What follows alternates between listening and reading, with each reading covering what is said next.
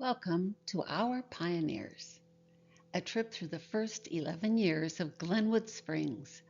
My name is Angie Parkinson, and I'll be your guide using 120 slides. I finished Hope and Hot Water with my husband Don Parkinson editing in 2000, and we wrote the vintage pictorial souvenir 10 years later. I'll be using photographs from many sources, but all but one of the drawings come from Jack Roberts, who illustrated Hope and Hot Water. How did Glenwood change from this in 1885 to this only 6 years later in 1891? Let me introduce you to some of Glenwood's pioneers. Utes stayed in the Glenwood area periodically, hunting and using the vapor caves. This was Ute country and not open for settlement. That didn't stop John Blake and James Landis, nor B. Clark Wheeler and Captain Isaac Cooper a little later, from coming through looking for gold and silver in 1879. They found the land untouched, like this photo of Glenwood Canyon, before highways or railroads. Blake and Landis found the hot springs with a hogan over a steamy cave, and some land on the flat tops that looked just like the land in Leadville. They named it Carbonate and returned to Leadville to spread the news of their new find. John Blake was interested in mining, but James Landis wrote his mom and asked her to come live with him and farm. Despite this being Ute territory, he built a cabin. He sold grass to Leadville prospectors and homesteaded as soon as it was legal. James Landis then returned to Kansas. He married his childhood sweetheart, Dolly Barlow, and convinced her parents to join them at his Hot Springs Ranch. Here they are in 1882, in front of Barlow's first hotel. Notice the tent accommodations. Sadly, Landis was kicked by a horse a year later and died. The village is referred to as Glenwood Springs for the first time that year, 1882. Here you can see John Blake, the self-proclaimed sheriff, and the man who built the fort on the rim of Glenwood Canyon to protect against the Utes, and he would help start Garfield County's first county seat in Carbonate. John Blake, James Landis, and Henry Marsk, not shown, homesteaded most of what would become Glenwood Springs. Marsk and Landis soon sold their homesteads to Isaac Cooper, and Isaac Cooper would become the guiding hand that made Glenwood a reality. This is MVB Blood. He's going to become the first tutor of the handful of children in the new village and help people with the paperwork to homestead a little later. This debonair man is Perry Malaby. He becomes a deputy sheriff, and his family would stay in Glenwood for generations.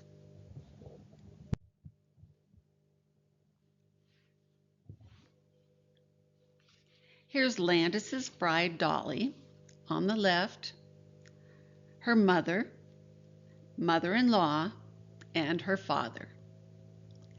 The Barlows' fortunes rose with their pioneer town.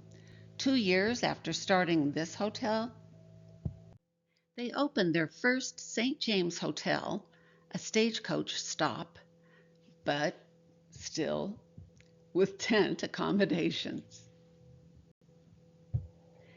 And then 4 years after that, they opened a 4-story St. James Hotel. It's where the firehouse is now. They sold it to Sister Mary Agnes in 1899, and she ran it as a sanitarium. This drawing was a gift from our friend Dean Bowlby. But in the years 1882 and 83, the Barlows were only a stopover for miners heading for Carbonate. You can see here where they were heading, Carbonate. Later in 1882, the government opened this land for homesteading. So John Blake's Fort Defiance down here on the rim of the canyon was no longer needed to protect the newcomers from the Utes and was abandoned. It was about a mile east of Grizzly Creek, up on the rim of Glenwood Canyon.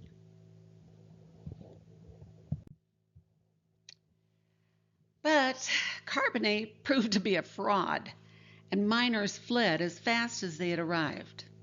Carbonate had been declared the county seat of Garfield County upon incorporation in 1883. The original county included land stretching all the way to Wyoming until Rio Blanco County split off in 1889. The commissioners moved the county by loading the records onto mules and taking them to Glenwood Springs. They put everything in a sod hut, but they would need somewhere more weatherproof. Flora Maxfield moved from Glenwood to Rifle, but not before she made this drawing of Glenwood in 1883. You can see Isaac Cooper's wooden bridge and the toll tent, where Mr. Blood will teach the local children and collect 25 cents for a horse and rider to cross that bridge. George Bennett's sawmill was back here. He was pretty busy because you won't see any of these trees in later photographs. James and Dolly Landis's home is right back here on the Roaring Fork River. Glenwood had 100 residents, while Carbonate grew to a very temporary 1,000. John Blake built Glenwood's first frame house. His common-law wife, Gussie Blake, was Glenwood's first prostitute. She left for the fall of 1884, but returned in the spring of 1885 to find her home and place of business full of county officers. The clerk and the treasurer shared the front room. The county judge and surveyor were in the middle room, and the clerk of the court, school superintendent, and sheriff packed into the back room. What could John Blake do? He built an addition onto the side of the house so Gussie could resume business. And you can imagine that did not go over with the commissioners or citizens. After the first 2 quarterly rent payments went to Blake, he added insult to injury when he went in front of the commissioners and asked them to make all future payments directly to Gussie. Well, within months, the county rented upstairs space from Fred Barlow. The court summoned Gussie several times as a witness to crimes in her brothel, paying her $2.50 for each appearance.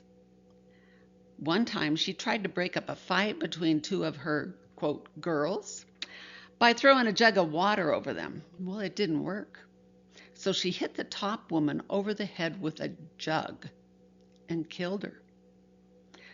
Try to picture the coroner's inquest.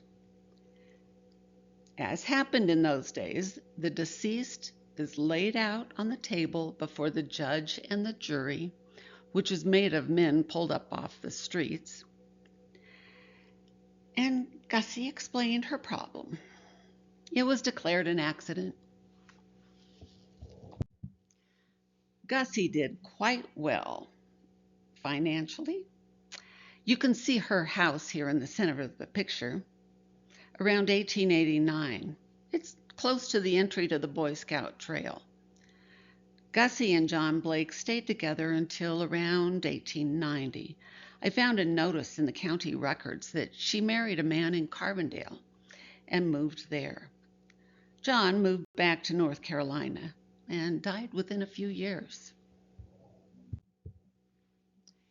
In 1884, Glenwood looked like a tent town, but mail addressed to Glenwood Springs could get delivered twice a week if it was sent care of Aspen. But Isaac Cooper had high hopes for this place he first saw in 1880 when he traveled through with Clark Wheeler from Aspen. In December 1882, Cooper organized the Defiance Town and Land Company with the other property owner, John Blake, and some investors, including his future partners in the Hotel Glenwood, Joe Enzensberger and William Gelder. Gelder would represent the area as a Colorado senator a few years later. The town company owned 400 acres at the confluence of the Grand and Roaring Fork rivers. They sold their first lot in September of 1883, withholding all mineral water rights.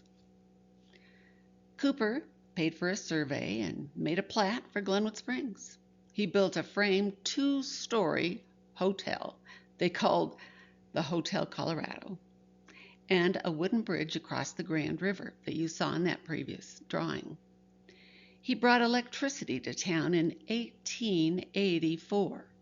Interestingly, Cooper never owned a home in Glenwood, but he did in Carbondale. His family lived there and in Denver, where he also had interests. Joe Enzensberger became Cooper's right-hand man. They were partners in the Defiance Town and Land Company and in the Hotel Glenwood.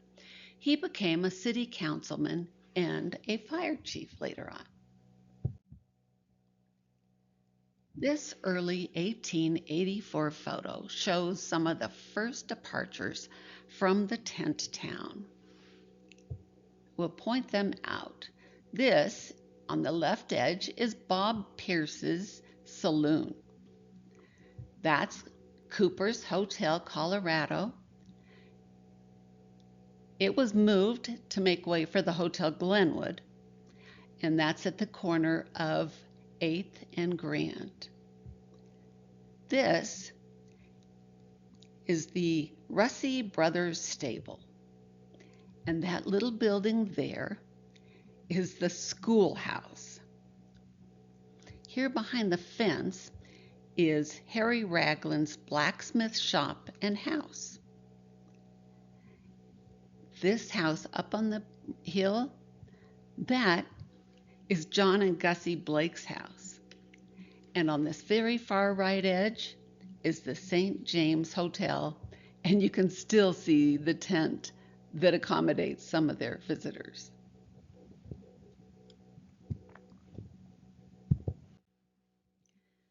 Still, in the spring of 1885, things looked pretty grim. Cooper's Bridge washed out in the high water. The hoped-for railroads all backed out, and their hoped-for elegant Hotel Glenwood stood unfinished. This photo, taken at the same time, but from the north, shows where Cooper's Bridge washed out, right here. The unfinished Hotel Glenwood is that building that's brick right above the cursor. And of particular interest is this road that goes down to that long flat line. That is the raft that carried people across the Grand River since the bridge washed out. This island in the foreground there will soon hold the pool's bathhouses. And the small channel there, it's going to become the swimming pool.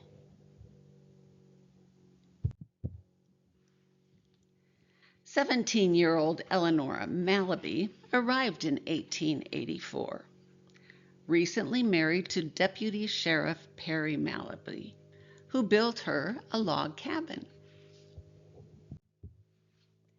But he built it on the west side of the Roaring Fork River, so he also had to build a footbridge to get to it. I found this 1887 picture that shows the Malaby Bridge right there. And I don't know which one, but one of these tent-roofed houses is the Malaby home. Ute women scared Eleanora by peeking in the window of their log cabin. But she was determined to make friends. She invited them to tea and was never worried again. Another early woman resident arrived that same year. Lucy Peebles became Glenwood's first real teacher. The community got together and built a log one-room schoolhouse on 7th Street between Blake and Bennett. I owe much to the early newspapers. I read all the copies I could find of the Ute Chief, the Glenwood Echo, the Daily News, and the Avalanche Echo. I even found some Aspen Daily Times and Carbondale Avalanche copies to be helpful. A land dispute between neighbors up Divide Creek resulted in the county's first murder trial in Glenwood Springs. The jury convicted William Knuckles of first-degree murder, leaving Judge Ruckers no choice. Rucker said sentencing Knuckles to death was the hardest thing that he had ever done. The county built a gallows and ordered a weight for it, but it was never used. The Colorado Supreme Court heard the case and decided it was self-defense. And Knuckles got 8 years in the state penitentiary. The weight sat on the courthouse front lawn as a hitching post until a World War II scrap drive took it away. Glenwood was definitely a frontier town. It boasted 21 saloons, many with gambling in the back. A gambler lost his life when he returned to look for the pocket watch he lost during a fist fight in the street in front of Carr's Saloon. His opponent, Elijah Cravens, came outside thinking the argument was starting up again and shot him down in the street. The trial was delayed again and again and finally took place in Aspen, where Cravens hoped to get a fair trial 3 years later. The jury found it to be involuntary manslaughter, and Judge Rucker sentenced Cravens to 1 year in the county jail. Another fist fight was over an article in the Ute Chief. According to the newspaper man, in the very next issue, he was the clear winner of the fight. The double murder portrayed in this next sketch was over a gambling debt and was also ruled self-defense. A gambler asked for more credit and was denied. He drew his gun to insist, and a gunfight ensued, killing the gambler. An innocent bystander in the bar tried to rise out of his chair and said, "My God, I've been shot," before he died.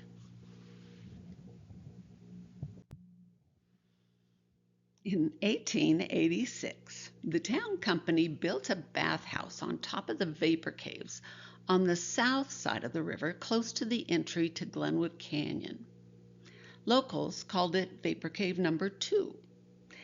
The original with the Ute Hogan had been labeled Vapor Cave Number 1. The pioneers had no imagination when naming the caves. To get into the original cave, the Utes descended a ladder and crawled through a tunnel. After replacing the Hogan with a wooden building and enlarging the entrance, cave number 1 became a city-owned bathhouse. When the bathhouse called Vapor Cave Number 2, shown here, opened, the city let ill and indigent residents use Vapor Cave Number 1 at no charge and called it the free bathhouse.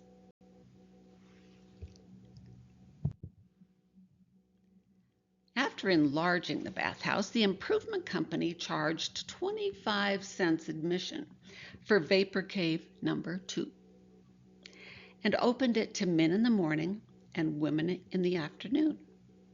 Steam bathers wore a muslin tube with a drawstring top in the cave.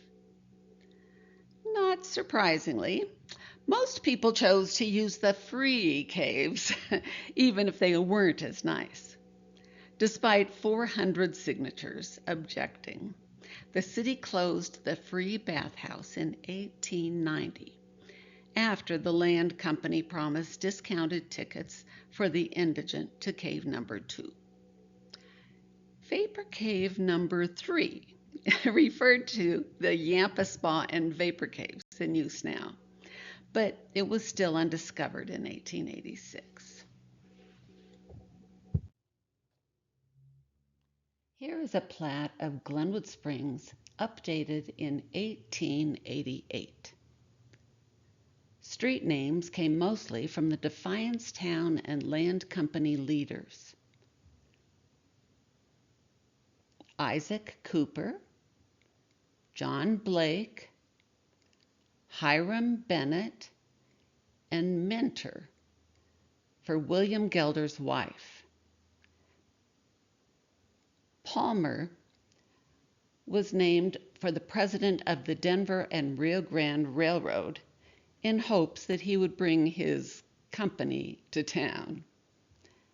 Pitkin was named for a former governor.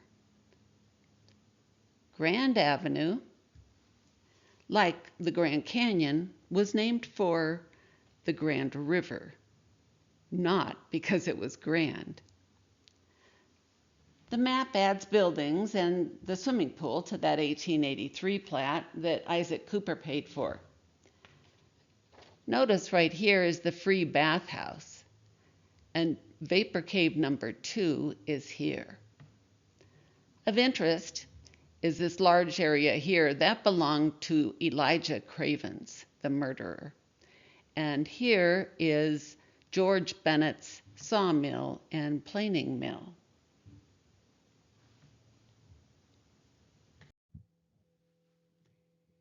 In this zoomed-in photo, you'll like knowing that the filled-in buildings refer to buildings that are brick. The darker lines denote wood-framed houses, and the lighter lines refer to a building with a tent roof. While you examine the close-up of downtown, I'll take a minute and explain why some people think our town was known as Defiance. As interesting as that name seems, locals and visitors always called this town Glenwood Springs, with written references as early as 1882, because Isaac Cooper and Hiram Bennett both came from Glenwood, Iowa. John Blake had named his fort on the flat tops Defiance in response to the fact that he didn't have a right to own property in Ute territory. Well, when he could legally do so, he homesteaded there. But when the land lost its value, he turned his attention to Glenwood. But in 1883, Isaac Cooper and the town company repurposed Blake's filing document for Defiance to save money. By changing west to southwest in the legal description, they avoided paying someone to create a new document. So it now read that Defiance was southwest of Grizzly Peak. When the city leaders filed incorporation papers in 1885, the only remaining task was to amend the official name to Glenwood Springs. Isaac Cooper started the Cooper Hose Company, and by 1888, most of the leaders in town belonged. This is a later photo of the firemen with their ladder truck. Here's Isaac Cooper's Hotel Glenwood with the 1887 Fire Company. Though originally funded by Cooper, the hose cart and the uniforms came from the town coffers. My husband Don's great-grandfather is the third man from the right.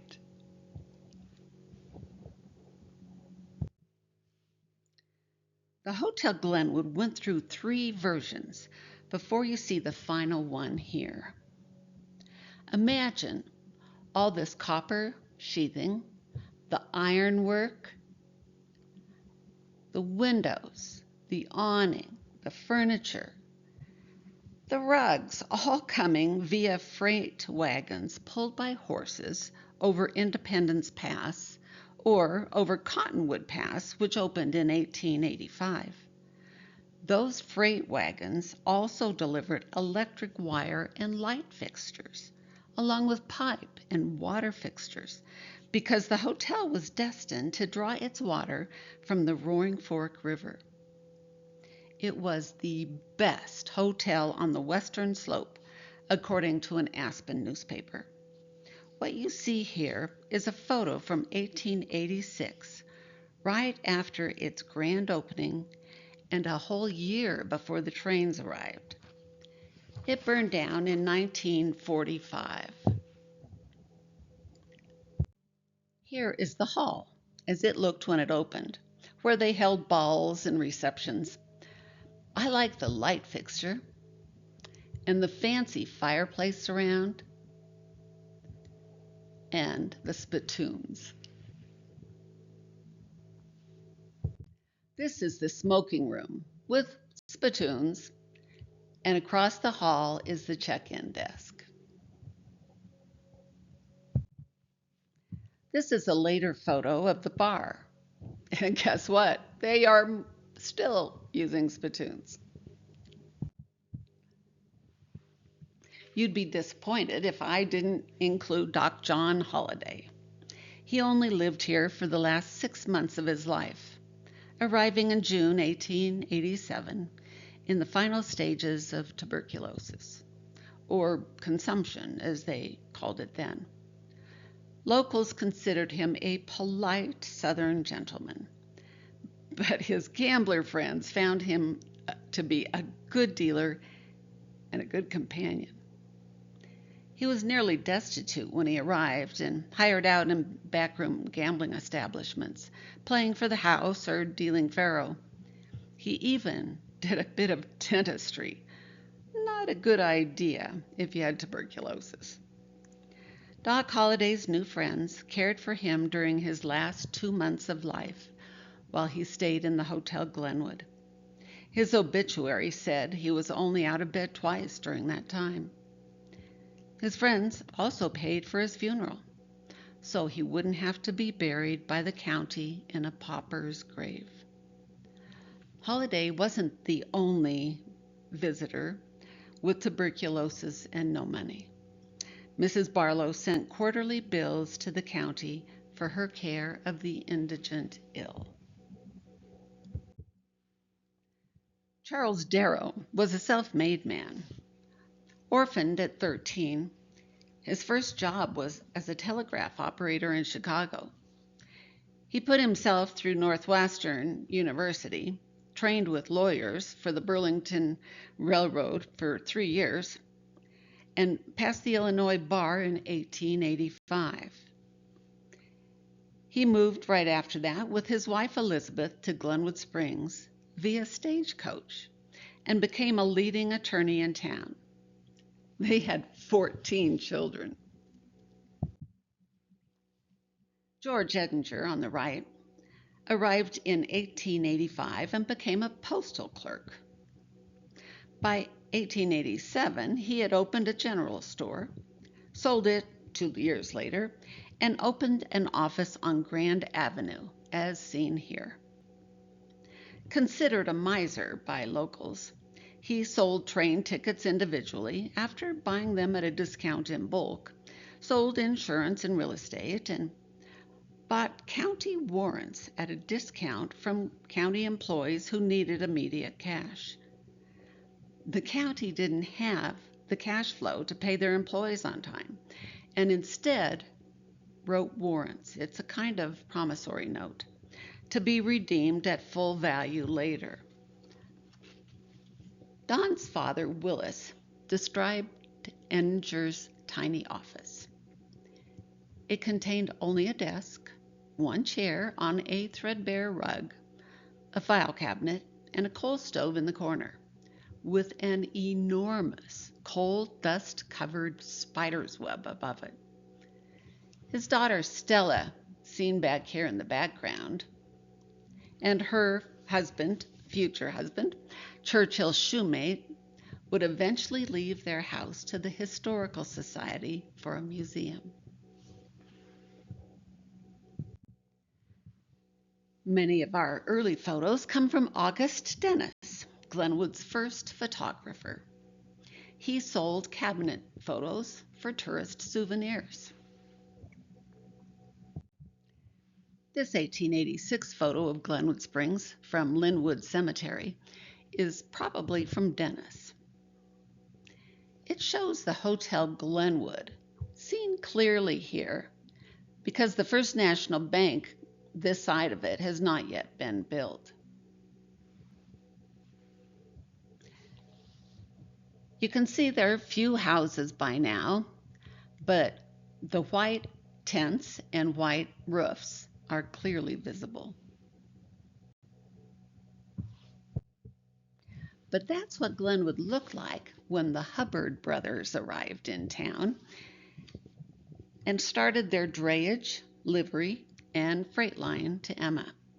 I'm not sure this is one of the Hubbard brothers, but they would have driven in a wagon like this. Look at the wooden rough railing on this side of the bridge. It was added when residents complained of crossing the bridge at night or in high winds. Also, notice the narrow gauge railroad with the extra space on this side to add a standard size later on. My husband Don's great-grandfather arrived in 1886 also. Will Parkinson opened a pharmacy, started the Board of Trade, served as mayor in the early 1900s, and introduced President Teddy Roosevelt to the citizens of Glenwood from the balcony of the Hotel Colorado.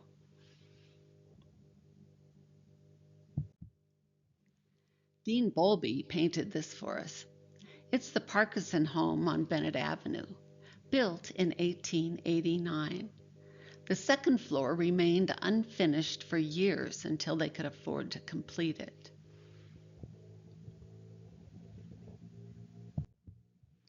Will also ordered custom bottles in several sizes.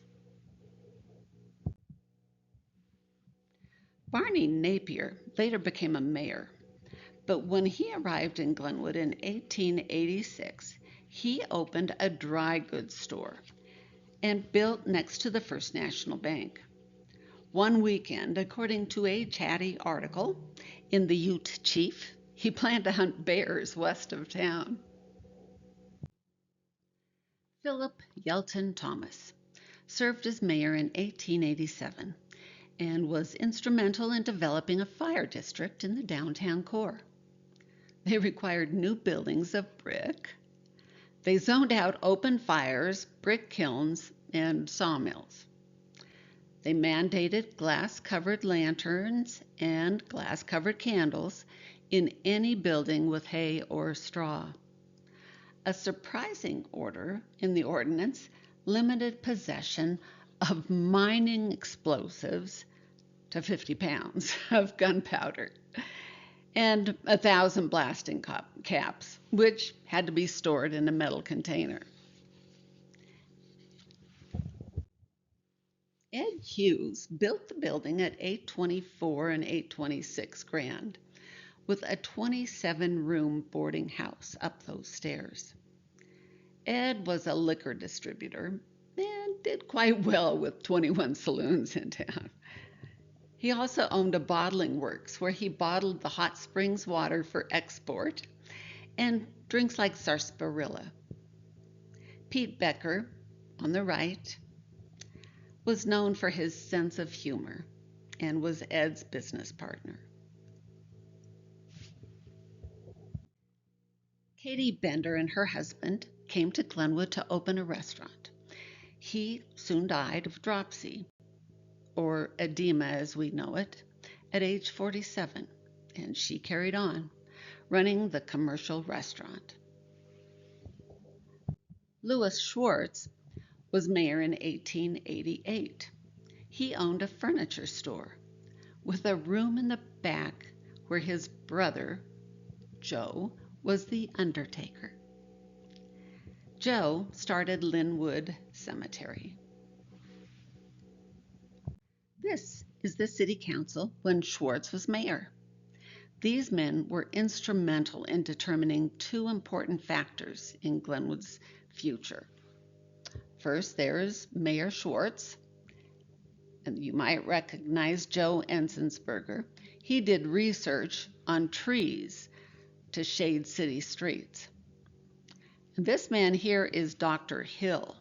He was adamant that the city change from Cooper's plan to get water from the Roaring Fork because it was polluted with mill tailings from Aspen, and he insisted it come from No Name Creek.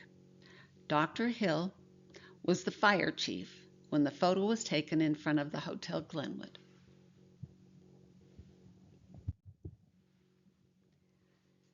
William Dugan would also serve as mayor, but in 1888 he was known as a builder and carpenter.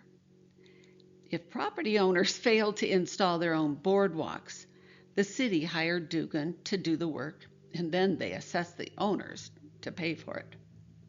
He also built the Pest House, a place for contagious patients.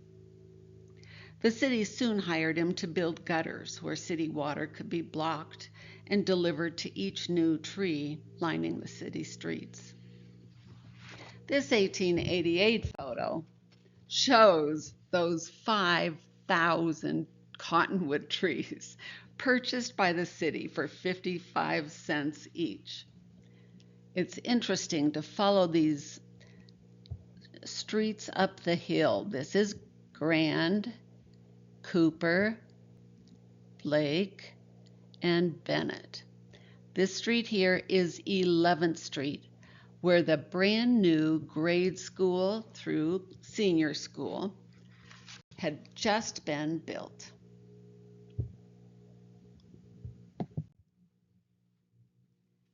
Theodore Rosenberg came to the area with the Denver and Rio Grande Railroad.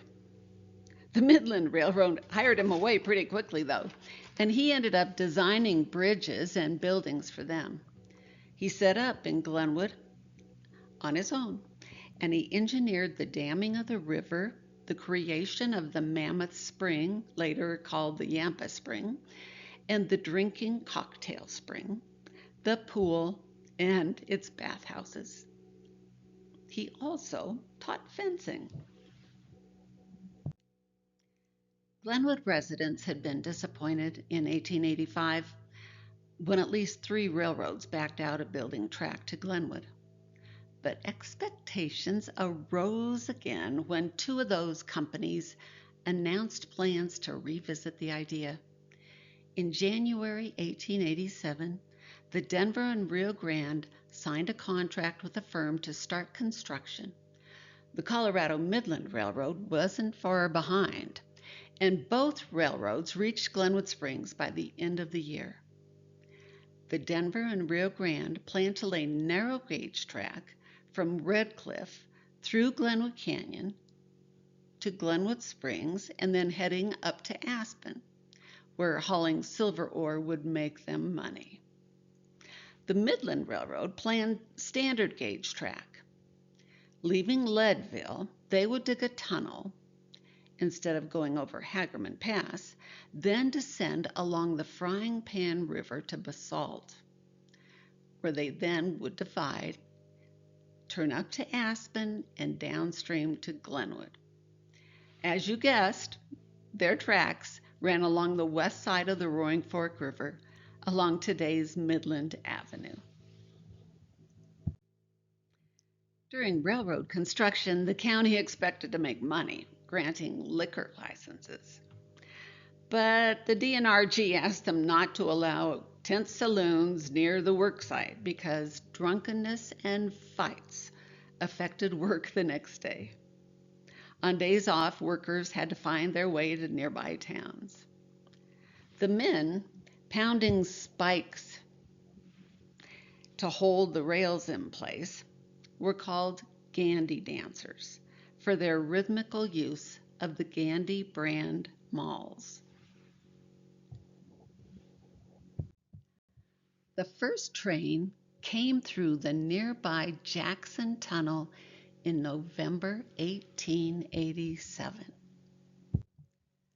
To a marvelous reception in Glenwood. 4 days later, telegraph poles stood alongside the tracks, and Glenwood connected to the world. Isaac Cooper lay dying upstairs in the Hotel Glenwood, but he'd lived long enough to see his dream come true. He died a month later and is buried in Denver.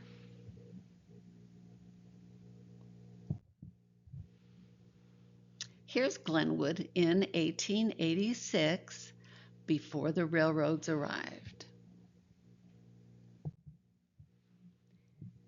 Here it is after. You can see 9th Street coming down here and heading straight for Elijah Craven's house. The Midland trains came down on this side of the river and then had to back across the bridges designed by Rosenberg and on to their new depot.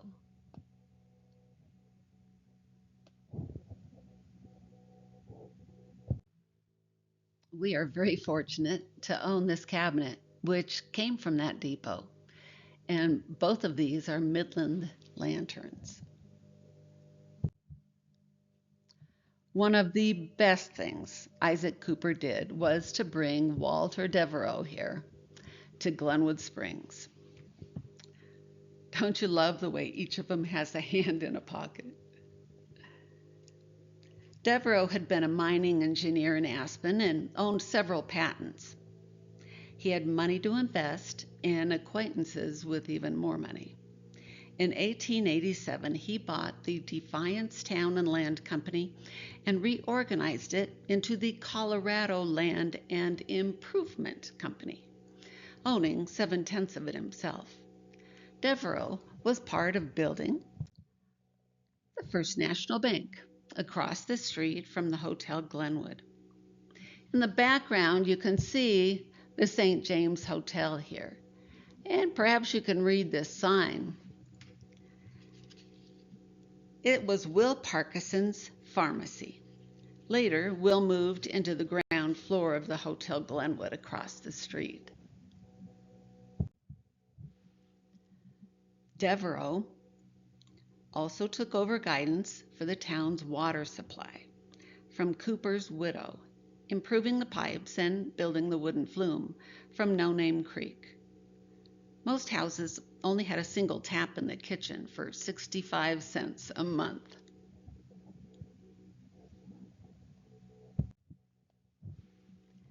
In 1884, Cooper had installed direct current electricity in Glenwood Springs using the brush system.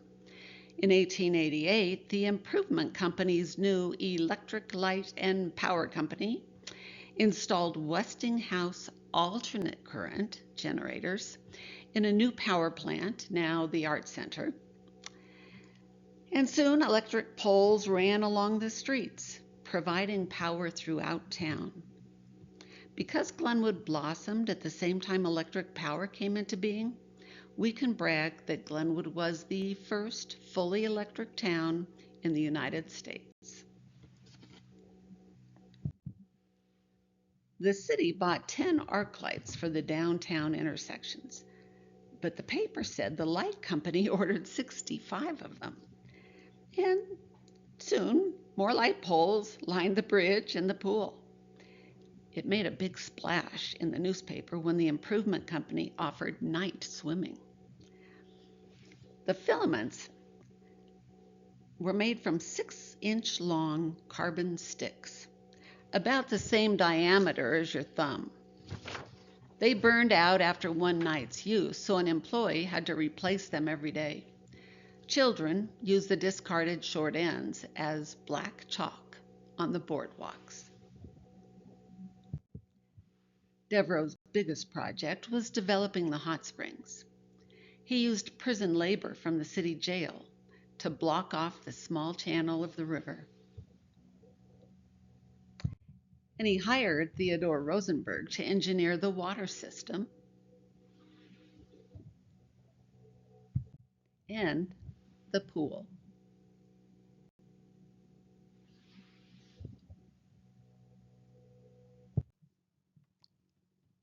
Devereaux and the Improvement Company then built the elegant stone bathhouse. Here it is under construction. They used peach blow sandstone from the Frying Pan Valley brought to the site on Midland Railway cars. Here it is just finished. It held 30 men's bathing rooms, 15 larger bathing rooms for women, a smoking room, billiards room, tea room, and physicians' rooms. Upstairs, the newspaper said, guests could enter the casino. The town was proud. I have one early picture of the lobby of the bathhouse. Men went to the left and women to the right to enjoy a soak in a private room with their own bathtub. Their cost, 50 cents. Landscaping soon followed, with grass and more cottonwood trees. The wooden bathhouse provided access to the swimming pool. It cost 25 cents to enter. The wooden bathhouse had cotton swimming suits available, but in the stone bathhouse, you could get woolen suits that didn't cling or feel clammy. Only males used the swimming pool until the summer of 1888, when Mrs. Wallingford led several women into the pool. Women didn't want to be on display in wet, clinging swimming suits. Wooden privacy entrances shielded them as they entered the pool. And notice down here this fountain at the far end.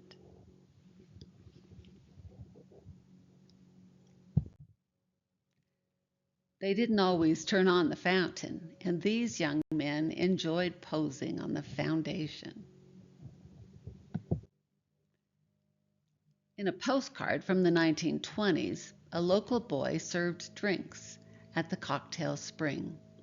Some people came daily for their health drink.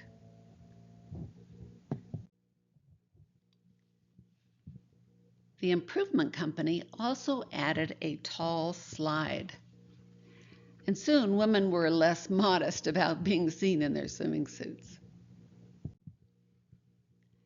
Stereoscope cards became popular souvenirs around 1890. The concave curve of the card and slightly offset lenses made the view look three-dimensional. This Glenwood Springs stereoscope card dates from about 1888. The horses and buggy in the foreground made it an appealing memento. When seen through the stereoscope, the horses and buggy would seem close to the viewer. The pool's landscaping had improved, and now they had a reflecting pond with a fountain.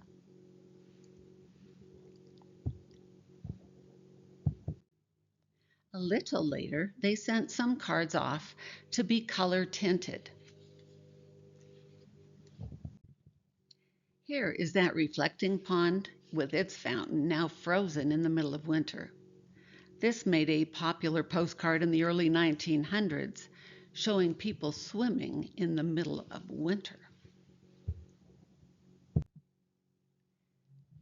In 1890, the state of Colorado agreed to build a bridge across the Grand River at Grand Avenue. Here you can see construction has started. This is the Cooper Avenue Bridge. When it's no longer needed, they will move it out and it will become the Hardwick Bridge near West Bank. The State Bridge felt like a huge step in the town's prominence because it was the first time the state of Colorado recognized the value in investing in Glenwood's infrastructure. The state replaced this bridge in 1953 and again in 2017. Another thing to notice on this picture is they have now added an entry from the stone bathhouse that was not there in the previous pictures. In April 1891, Glenwood celebrated the dedication of the State Bridge and welcomed the International Order of Odd Fellows State Convention. I'm amused that it looks like most of the town appeared in the parade instead of watching it from the side. The bridge wasn't without problems, though. The bridge approach must have proven tempting to people racing into town.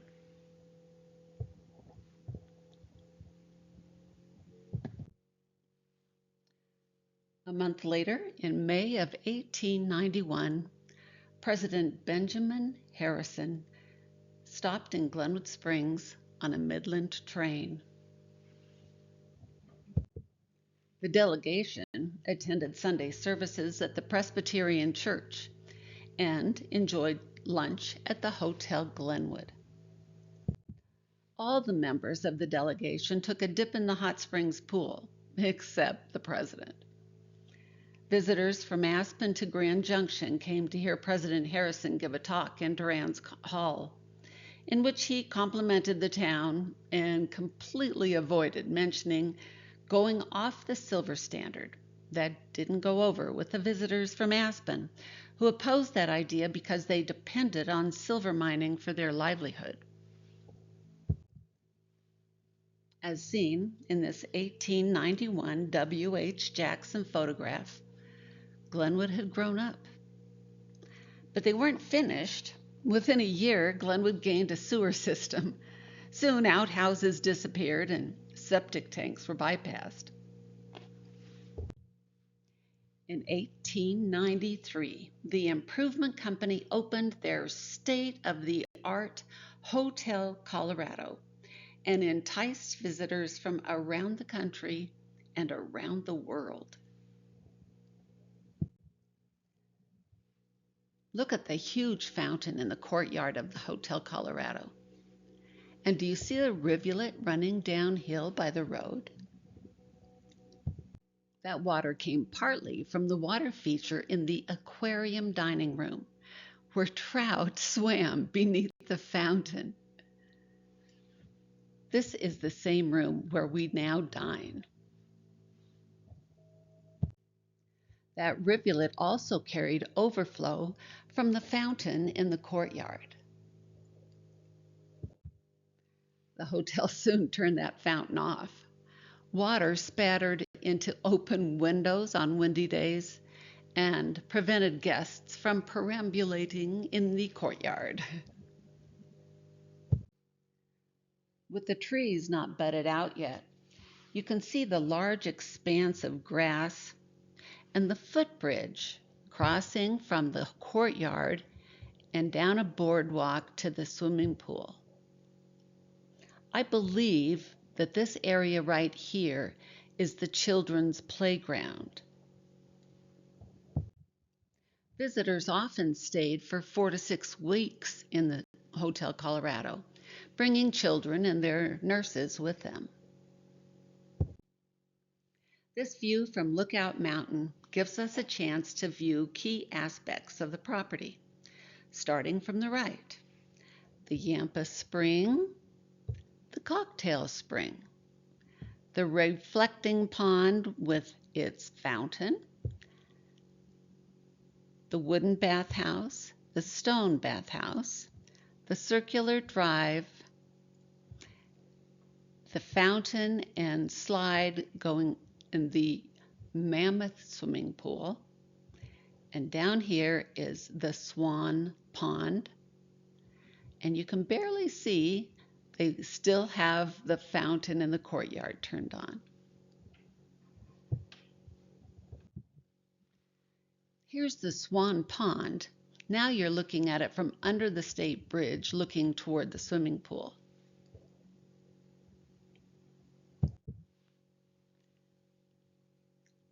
And unseen in the overview before is the duck pond. It was on the west side of the bridge where the parking lot is now. Don's grandfather's brother, Walter, liked the duck pond, so you get to see 3 postcards made from Walter's negatives and sold in Parkinson Drug, probably in the late 1930s. First, looking from the bridge, then from the state bridge and looking toward the D&RG Railroad Bridge down there, and finally looking north.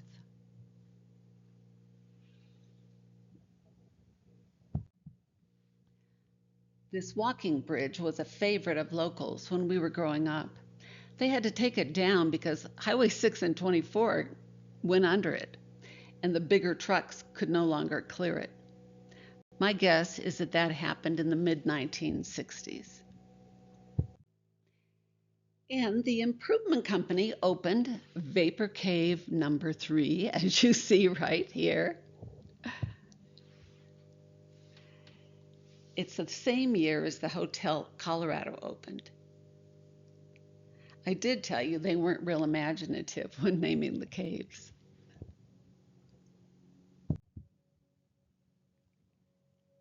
Glenwood offered the largest hot springs pool in the world. Beautiful landscaping, luxurious accommodations with running water and electricity. These first residents, seen in 1882, 11 years earlier, and all the visionary and hardworking men and women who followed, transformed the sagebrush-dotted land into a progressive town. They left their frontier days behind them and built an attractive health resort, Colorado's first tourist town.